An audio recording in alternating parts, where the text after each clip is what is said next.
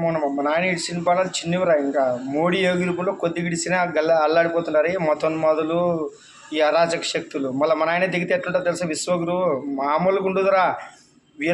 వీర బ్రహ్మేంద్ర స్వామి పుట్టి కాలజ్ఞానం చెప్పి చాందిలో పోయినాడు. ఇప్పుడు నార తీసి అమలు పరిచకు వస్తున్నాడు. వీరభద్ర భద్రకాళి మాత రూపంలో అమ్మవార్లు వచ్చి అమ్మవారు ఎందుకు వస్తారు?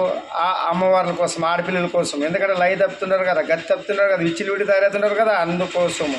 మా నాన్న ఏం చేస్తాడంటే దుష్ట శిక్షణ శిక్షరక్షణ చేస్తాడు. ఒక్కడొక్క నార తీసి చేతిలో కలుపు మొక్కలు ఎట్లా చేస్తారు అట్లా సమాజంలో ఫస్ట్ కలుపు మొక్కలా తయారవుతున్నారు. ఫస్ట్ రాజకీయాన్ని తీసి అందరూ దారికి వస్తారు. ఈ రాజకీయ నాయకులు మొత్తం వ్యవస్థను భ్రష్టు పట్టించి జనాల భయం లేకుండా, భక్తి లేకుండా నా పార్టీ ఈ పార్టీ ఆ నాయకుడు ఈ నాయకుడు ఉంటాడని ధైర్యంతో విచ్చిలుడి తయారయ్యారు. అందుకే మీ అందరు నాటి రాజకీయాన్ని తుంగలు దొరికి ఐపీఎస్ ఐఎస్ఎల్ ఎట్లా పాలిస్తారో మీరే చూస్తారు. రాబోయే రోజులని మంచి దినాలు, దృష్టికి దుర్దినాలు. కర్మ సిద్ధాంతం నడుస్తుంది. జాగ్రత్తగా ఉండండి. మార్చుకుంటే వెలుగుతారు, అంటే కాలగర్భంలో కలిసిపోతారు. రోగాలు దరిద్రాలతో వీళ్ళ దానం చేస్తారు. చూడు, జాగ్రత్తగా ఉండండి. ఇంకా ఎవరికి వారెంటీ గ్యారెంటీ లేదు.